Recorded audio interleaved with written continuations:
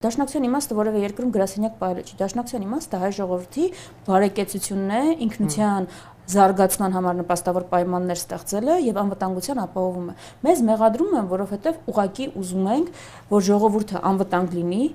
համաձայն չենք ամեն տեսակ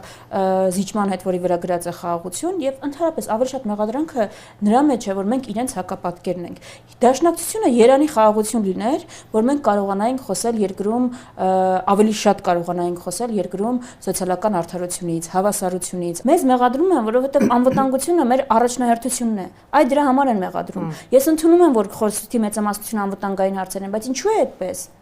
Ինչու է այդպես։ Որովհետև դա է թիվ 1 խնդիրը։ Սոցհարցումներով նայեք, մեր քաղաքացիներին ամենաշատ անհանգստացնող խնդիրը որն է, որտեղ այդտեղ ենք ամենամեծ վտանգը տեսնում։ Կոնֆլիկտի բացակայությունը, այս անվտանգային ճգնաժամի բացակայությունը մեզ թույլ կտար մեր այլ արժեհամակարգի այլ սյուների վրա ավելի շատ կենտրոնանալ եւ Երանի այդպես լիներ։ Թույլ կտար ոնց որ կառուցել ենք առաջ աղավնոյում էինք, այսինքն Արցախի աղավնո գյուղն էինք կառուցում, նման գյուղեր կառուցել, Տավուշում ջրագծեր ավելի շատ բանանել,